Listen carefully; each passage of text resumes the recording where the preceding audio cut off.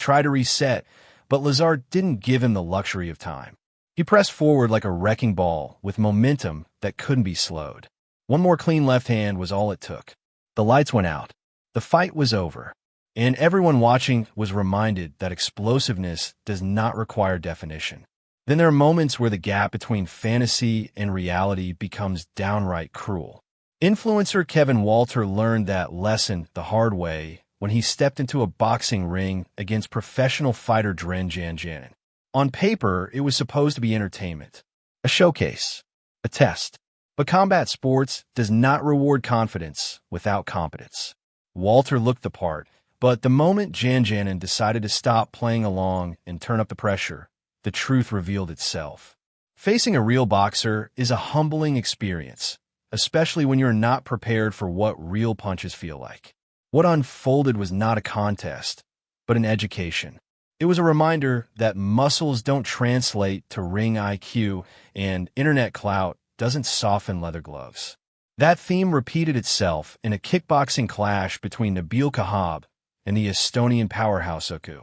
Uku came forward aggressively, clearly believing that pressure and size alone would break Kahab. Early on, it looked like it might work. But once Kahab settled in, once his timing found its rhythm, the fight changed completely.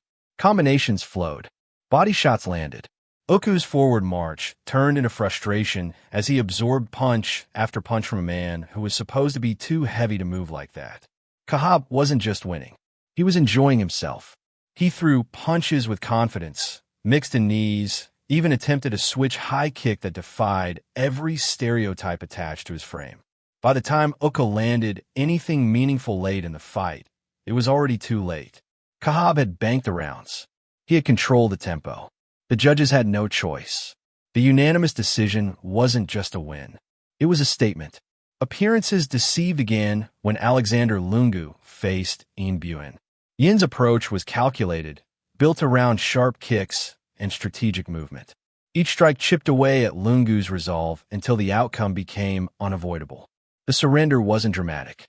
It was inevitable. Sometimes domination doesn't require a knockout. Sometimes it simply drains the will to continue. In MMA, the chaos only intensifies.